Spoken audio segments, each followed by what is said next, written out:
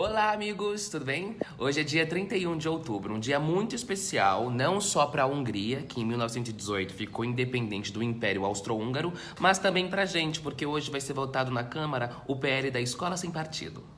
O que é o projeto de lei Escola Sem Partido? Ou como eu, gentilmente, gosto de apelidá-lo, Espaço Arquitetônico Sem Partido. Até porque se esse projeto for aprovado, esse local vai ser tudo, menos uma escola. Louca. Pois bem, é um projeto de lei que tem como principal objetivo coibir, parar a doutrinação ideológica dentro das escolas. E por doutrinação ideológica, eu quero dizer conhecimento.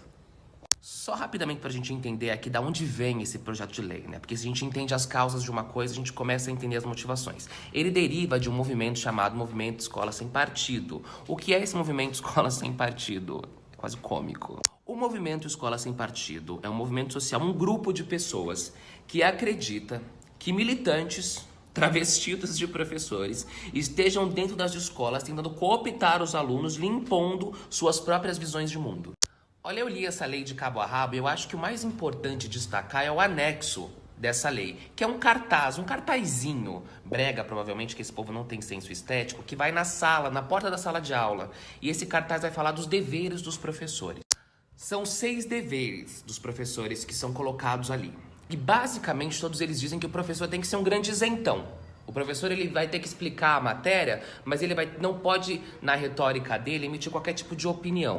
Além disso, ao explicar qualquer tipo de assunto, o professor ele não vai poder tomar qualquer tipo de partidarismo, né? E durante a sua retórica também, ele nunca vai poder colocar qualquer ponto que vá contra a concepção ideológica dos pais do aluno. Ou seja, o professor deve ficar completamente neutro e não pode ir contra as convicções ideológicas dos pais. O que, a princípio, quando você lê, você pode até achar que não é nada demais ou até concordar. Ai, sabe de nada, querido. Vou dar pra você 2 exemplos, então. Tá lá, né, a professora explicando como é que foi a ascensão dos movimentos fascistas na primeira metade do século XX na Europa, que acabou culminando, por exemplo, no nazismo, né, lá na Alemanha. E ela vai ter que explicar o que é nazismo, mas de uma forma imparcial.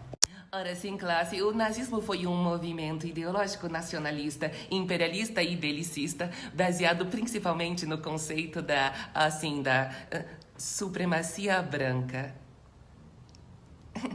Isenta, foi isenta, achei. Não vai falar que, né? O conceito de supremacia branca é um conceito absurdo pro século XXI, porque isso aí, minha filha, aí não.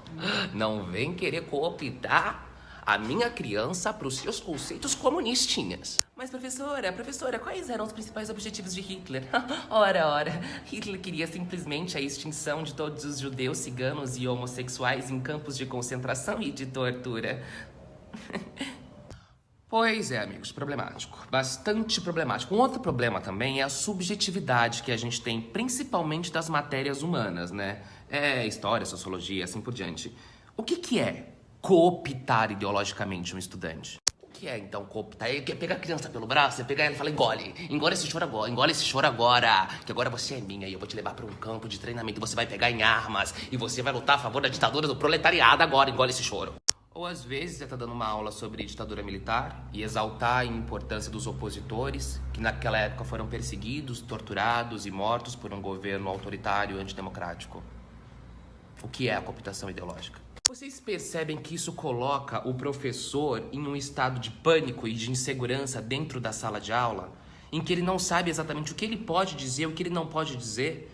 Qual é o limite da fala do professor? Além de umas outras coisinhas básicas, né? Como, por exemplo, aí o artigo 206 da Constituição, assegurar o pluralismo de ideias no ambiente de ensino, né? Mas a gente já tá meio acostumado aí a, né, dar uma negligenciada na Constituição. Mas a reflexão e a indagação que eu quero deixar pra vocês é por quê? Por que existe tanto interesse em controlar e censurar o conteúdo que é passado dentro de sala de aula para o aluno? Por que essas pessoas veem o pensamento crítico de forma tão ameaçadora? Por que elas acham que emitir opinião e debater ideias é cooptação ideológica? Por que elas ficam tão inseguras quando os alunos começam a pensar? Mas essa é fácil, gente. Essa é muito fácil. Toca aí a resposta, DJ. Não tem música porque o quê? Na Idade Média não existia rádio, mas eu conto pra vocês o porquê. Porque o conhecimento ele emancipa as pessoas. E mais do que isso, o pensamento crítico em relação a muitas questões vai dar para a população a noção daquilo que é feito em prol da sociedade como um todo ou somente de um grupo elitista que quer manter o seu poder. Então é muito importante para essa cúpula que o povo não tenha esse discernimento crítico, que o povo não possa fazer análises críticas com opiniões partidárias, de forma parcial, porque isso é importante ser feito.